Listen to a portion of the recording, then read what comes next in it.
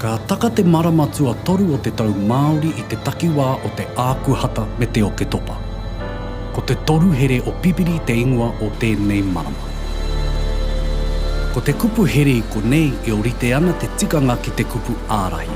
Ā, koe nei te whetū tua toru e whai hononga ana ki a pipiri o te rangi.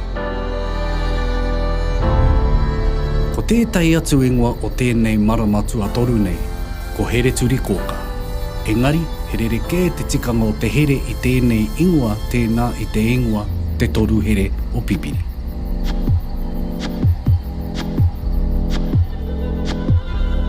Ka humai te ingoa nei, a here turi kōka i te pānga o te ahi ki te kiri, i te whakaweratanga o ngā pona o te tangata. Kei te whakatau ki nei ngā kōrero mo te pānga mai o te ahi ki te tangata. Kua kitea te kai ngā te ahi i ngā turi o te tangata.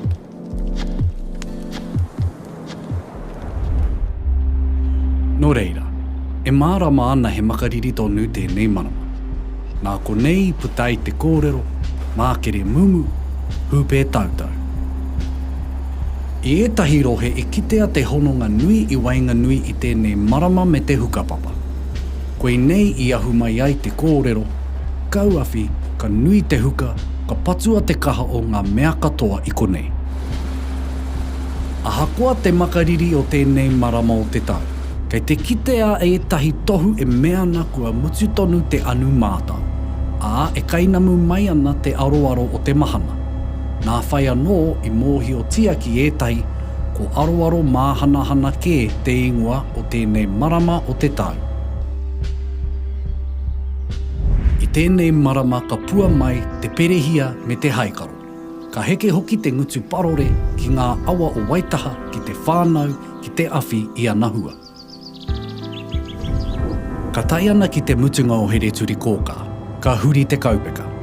E hoki whakate rāwhiti ana atamanui te rā ki a hine raumati e mahana i te tau.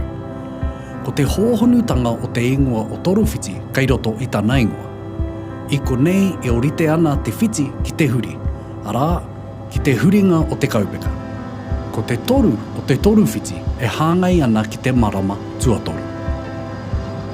Nō reira! Ko te toru here o pipiri, ko here turi kōka, ko aroaro māhanahana, ko toruwhiti ētahi ingoa mo te marama tuatoru o te tau Māori. Ko te whakamiharotanga ki au, ko te koi o tātou tīpuna ki te whakahāngai i ngā ingoa o te marama nei ki ngā āhuatanga o te taiao o Taua Wā.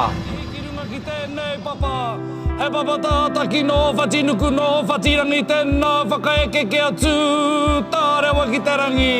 Uhi wēro tau mai te Māori haunge